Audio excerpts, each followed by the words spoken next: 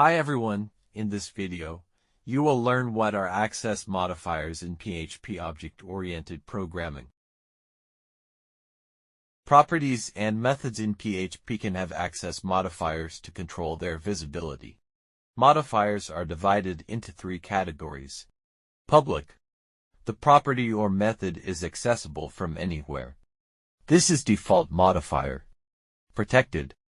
The property or method can only be accessed within the class itself and by classes that inherit from it. Private.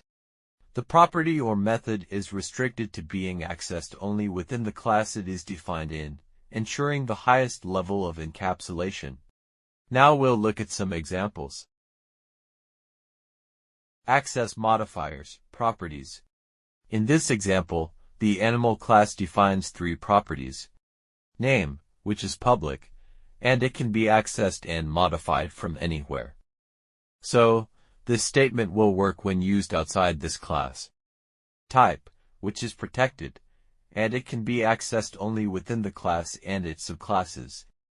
So, this statement will result in a fatal error when used outside this class. And weight, which is private, and it can be accessed only within the class itself. So, this statement will also result in a fatal error when used outside this class. Access modifiers, methods. In this example, access modifiers are applied to three methods. Set_name, which is public, and it can be accessed and modified from anywhere. So, this statement will work when used outside this class.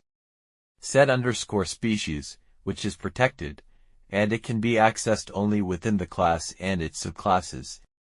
So, this statement will result in a fatal error when used outside this class.